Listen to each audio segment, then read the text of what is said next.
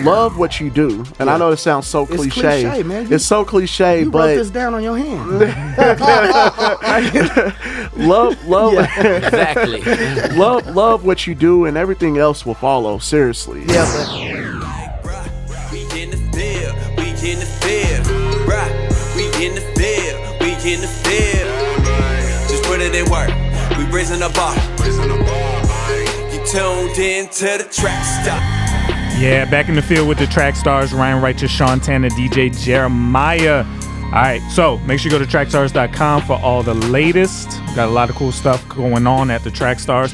If you saw, we are trying to move away from Periscope. So everybody on Periscope, we have a poll up to see if we're going to move somewhere else. So go ahead and fill that out and let me know what you think, where you think we should move. So we have another guest host crew in the building. The crew is with us today. Word, shout out to Crew Nation. Yeah. What's up, man? So yeah, we've been watching you guys for a long time. And glad to have you in the building. Yeah, man. Thanks. Appreciate that. You guys Crazy are drive. CHH staple now. Man, we, man, humble. Yeah, we are somebody, but we're humble. So yeah, we just wanted to kind of find out about you guys and how you guys got started, what the goal is for the crew and all that. Oh, definitely. So, the way we got started, we honestly just got tired of talking to each other about Christian hip hop. Fact of the matter is, every time we got to each other, all we would talk about is Christian hip hop. Yeah. And it was like, why not talk to the people? I'm pretty sure there's people that have the same debates that we have, that feel the same way that we do, or have different opinions. So one day we was at my uncle's house. Shout out to my uncle John Boy. We was at my uncle's house. My brother came in the kitchen while we was meeting with my cousin Day Day. And he was like, why don't we get a YouTube? Why don't we get an Instagram, get a Twitter? Like, just put it all together. And small beginnings. We started out with just getting like 15 views a week. And then it just skyrocketed. Wow. Yeah. That's what's up. Yeah, it was definitely a passion. We really had a passion for this genre of music. But, we were always those kids after church on the parking lot, always talking about Christian hip hop, who dropped the latest song, who... the latest music or whatever it is. So we decided, we like, man, we got to do something, you know what I'm saying? Because we know just about everything about this genre, as anyone else does. So, why not? So that's basically what that was. But basically one of the things that we've always said is, whether we're on camera or not, we would still be in a room discussing about these same things and these same topics, whether we're on camera or not. So clear up something for me. I used to see you guys on camera a lot, and now I don't. Was there a change?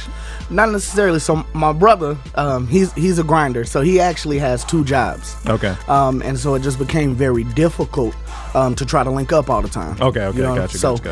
At that point, in order to stay relevant, you got to stay in front of the people. Yeah. And so DJ Academics is somebody that I pay attention to a lot. And he can drop 3-4 videos a day. Yeah. But they only be like 2-3 minutes long. And so I was like, you know what? We can do something like that, because you can take one topic, make a video out of it.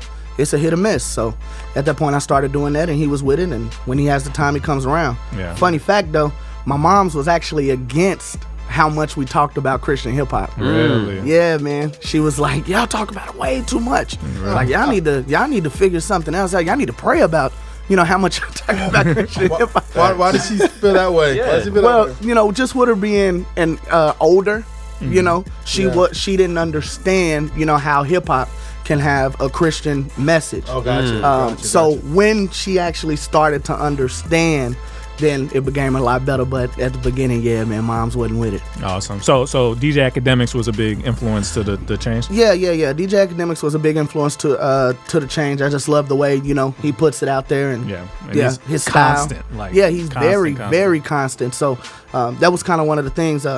Day Day, if you all watched from the beginning, it used to be 3 of us. Oh, okay. And so my cousin, he was like, man, you should try something like that. I was like, I don't want to bite, but there is no lane like that in Christian hip hop. So I was like, throw it out there, and the fans latched on. So have you guys ever communicated with like a David Livick, because he's kind of entering that space a little bit too, right? Yeah. So I've spoken. Shout out to David. I've actually spoken to him several different times, just over Twitter and different things like that. And you know, I actually would love to one day like get a lot of YouTubers that do, because there's a lot of us. Yeah. I would love to, you know, get us all together and do some kind of That would be collab fun. some way on YouTube. That would Yeah. be a lot of fun. When did you guys feel the takeoff? Like you talk about, you know, the 15 views at one point, and there's some thing to be said about consistency, right? Yeah. But when did you feel like that takeoff?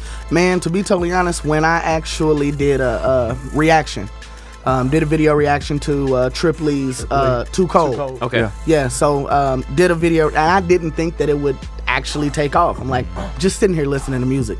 And we've been grinding since about 2014. So in November of 2016, I did the whole Too Cold reaction, 5,000 views in a couple days. And I was like, did another reaction, same amount of numbers. And I was like, okay. And so that's when the subscribers started coming, and then I could kind of fill out what they were doing. Yeah, and started. That's when we actually started putting more content, more different videos, and basically showing the people, you know, reaction videos is not the only thing we offer. We also offer skits. I don't know if y'all seen any of the skits that we've done. If CHH had sports commentary, we've done spoofs, CHH spoofs, Christmas video.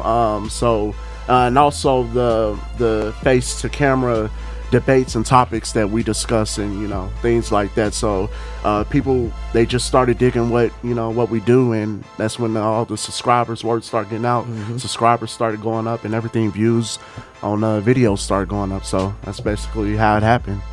So man, what video that you've done like recently that like shocked you, or did somebody ever respond in the CHH Mark community, like the artist or anything, once you did a video about them? Yeah, I've had conversations with Loso. Okay. Loso, you gotta have a title that's gonna make people click, right? So I want to say last year I made a video. Loso goes on CHH rant, and after he watched the video, he said, "Hey, here's my number. Hit me up." And I hit him, and it was so funny. I was at work at the time. I worked for a hotel, and I was at work at the time, the only person there. And I just let people come up to the desk and stand. I'm like, Loso is on the phone right now. Wow. Facts. I'm like, Loso is on the phone right now, man. I'm talking to Loso, like, y'all don't understand. So we had a camera back there, and this is not my current job, by the way, if my boss is watching. But you know, we had a camera back there, and I could see people coming up to the desk, and I was like, nah, I'm on the phone with Loso right now. No. So he was one of the first people to really just, you know, actually hit me up. Lavoisier, he's hit me up. Ruslan. You know, Ruslan, yeah, he's hit me up. So a lot of people, you know, when we start kind of gaining that traction, a lot of times they hit me up to defend. Yeah. A lot of times. Yeah.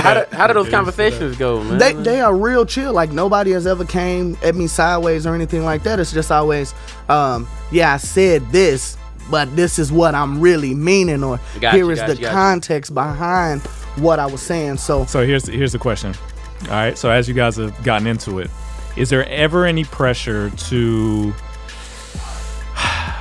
change what you would have said because you're now familiar with these people? Yeah. And I think anybody in CHH media, I'm pretty sure you guys do the same thing.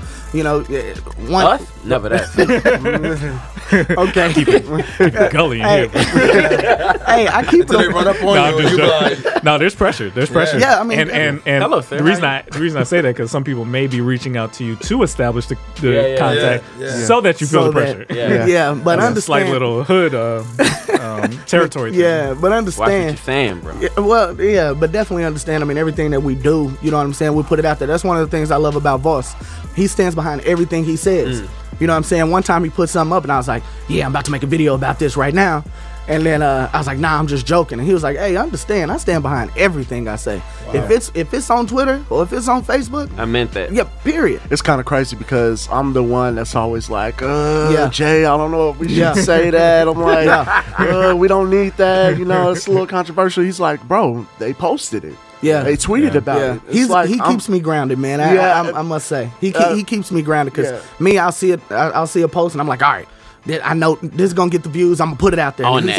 Let's just say I stop a lot of what y'all could see Yeah. on the But cruise page. But I have noticed that you do take a, you kind of take the middle of the road. Right. And you just explain what happened. You don't Right. necessarily go in on anybody Exactly. necessarily. So And I let everybody else, figure it out. That way I can on one side, keep those relationships. I'm not taking one way or the other. The fact of the matter is, you said this, I said, you said this. you're just And the news. Yeah, period. So how did y'all find like video clips of stuff? Because like the thing about because I follow academics too and Yeah. go see his videos.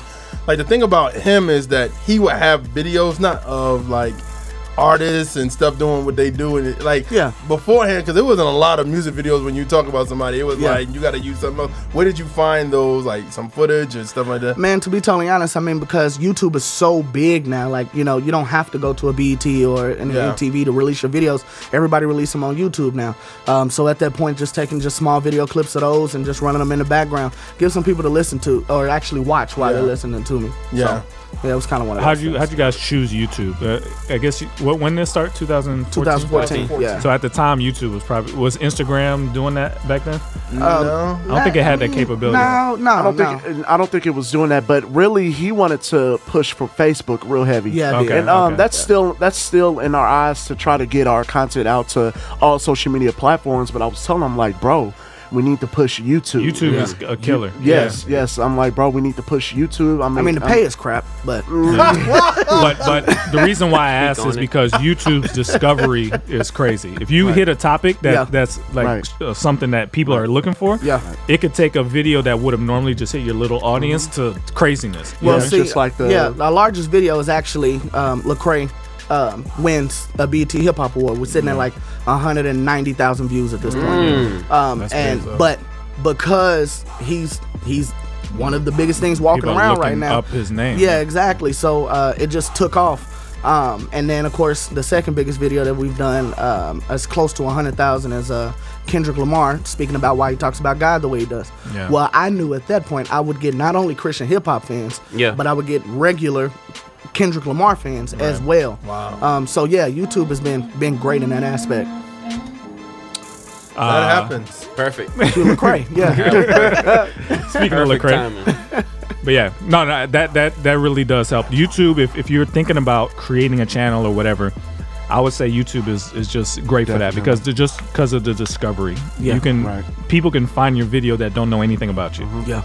So do you like? Okay, so like, I always think about like regular hip hop state like sites or just like different people that they have to talk to or constantly watch.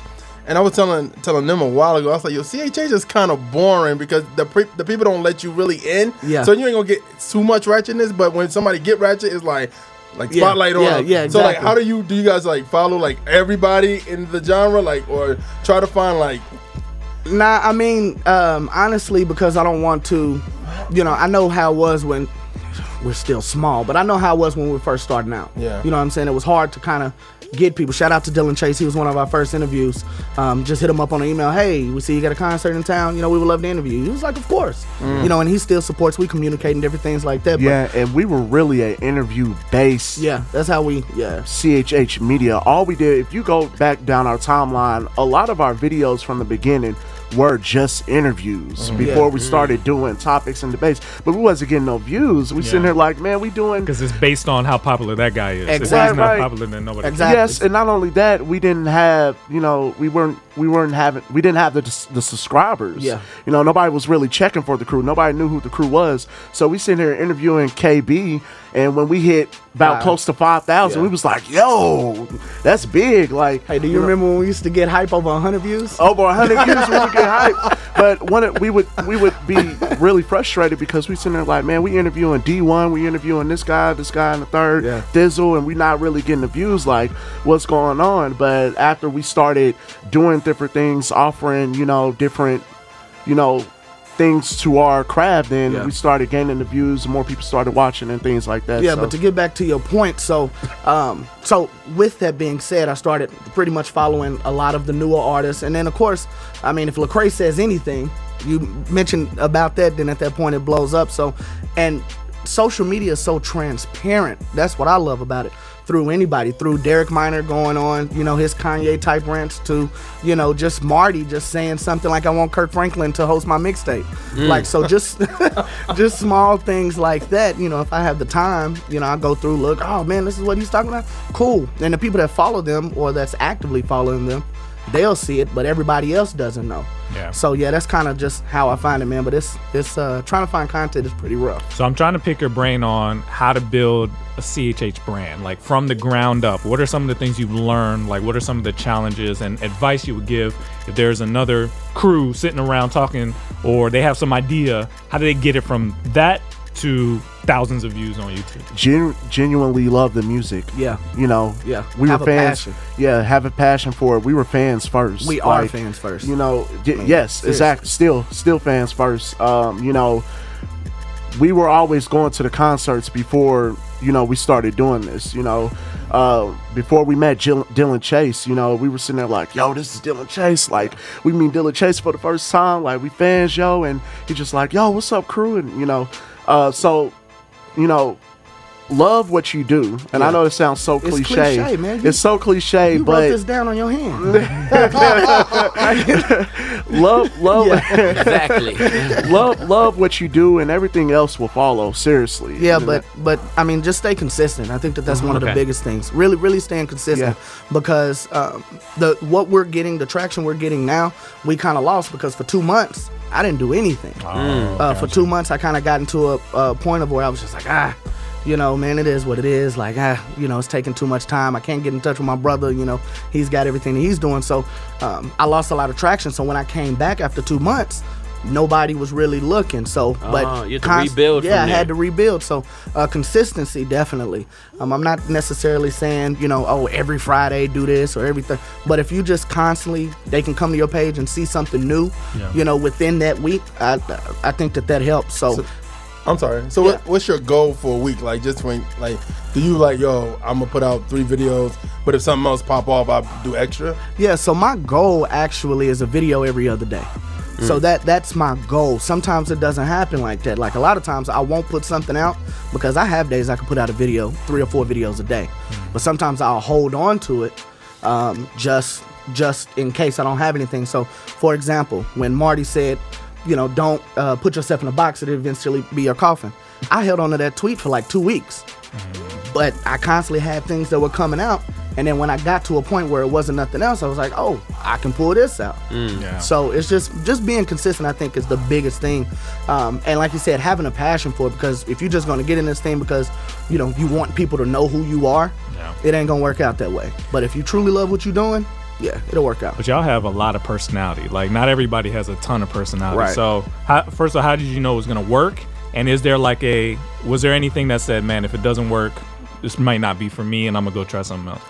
we've never had those thoughts of if it doesn't work. Like, this is what we love doing, so it's not a question. It doesn't matter if it works. Right, exactly. Happen anyway. Exactly. So, you know, this is just what we love doing. So we're gonna continue to keep riding regardless of what happens. But I remember talking to him like, man, what we're doing is unique, man. You know, the camera to face, you know what I'm saying? Even with the interviews, it's one person sitting in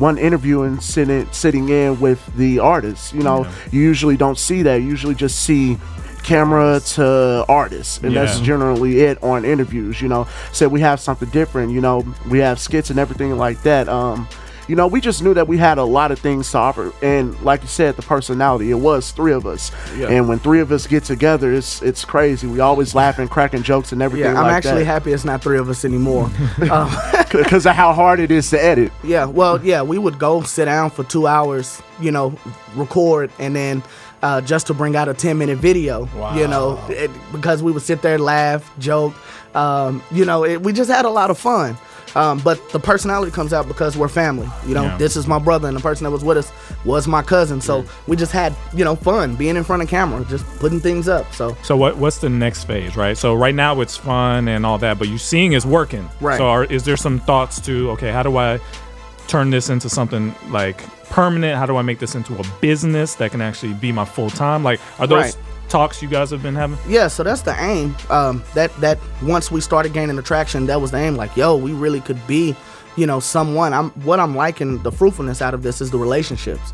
You know, right now we're sitting on Trackstarz. You know what I'm saying? It means something to us. Like when I'm getting personal phone calls and you know, actually artists are really, you know, hitting me up. I'm like, okay, we're actually something within this. We can bring something within this. And something I forgot to tell y'all, I actually started out before all of this, the way that I kind of got my way to find the information. I used to work for Rapzilla. That's what I was going to ask you. I wasn't sure. So Yeah. I heard that was the case. I'm like, hopefully they'll say it. But Yeah. go ahead, So talk shout out to Philip Brood, man. I didn't even know that they were looking for an intern. Yeah. To be totally honest, now I can actually put it out there. I didn't even know about Rapzilla. A lot of the times the way I found a lot of my music was going to the Reach Records websites, you know, different things like that. And I think I actually knew about New H2O before I knew of Rapzilla. Yeah. And so my brother was like, hey, you know, Rapzilla's looking for an intern. Like, Rapzilla, what is Rapzilla? And he's like, oh man, you know, it's, you know, they cover everything in CHH, man, they the biggest Christian hip hop website. And I'm like, really? He's like, yeah. So I go and look it up. And I was like, well, how do I said, you know, how do I apply for the internship? He said, man, just send an email. So I'm like, okay. I sent an email, you know, and like, hey, you know, I know everything there is to know about Christian hip hop. Like, you know, I can do this. And he hit me up. I was like, okay, cool. Came in, met Philip. And there was another guy, because he had already hired somebody for the internship. Okay. And then when I sent my email, I think I was like 2 days later, whatever the case is, and he was just like, we already hired somebody, but you know, come on. And I think it was more or less me showing how passionate I was through the email. And so I got on, worked for them about 2 months, but kind of the way that they found a lot of their information and different things like that, I took that with me. That's good. And you know, kind of put that into what we do. You know, I was like, yo, we can do this. Like, we can do this. Interns, you know, internships a lot of times only last so long. So he was kind of hurt, you know, man. He hurt my feelings, when he man. was let go. You know what I'm saying? But that gave him the drive to want to, you know, to want to do something on his own. Now that didn't come until what, 5 years later, 6 years later, something.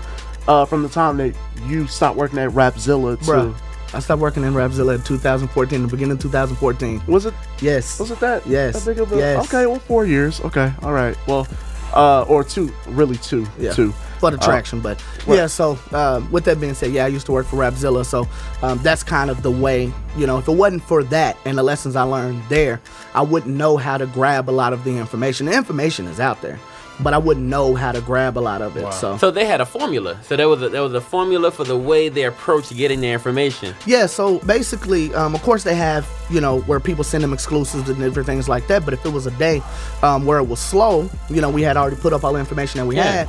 At that time, Philip would be like, "Hey, go to Facebook, see who's talking. Yeah. Just see who's talking." And you know, one time I ran across a Richie Righteous announcing. He was releasing an album. Okay. And I was like, yo, Richie Righteous said he was releasing an album. He said, well, did you put it up?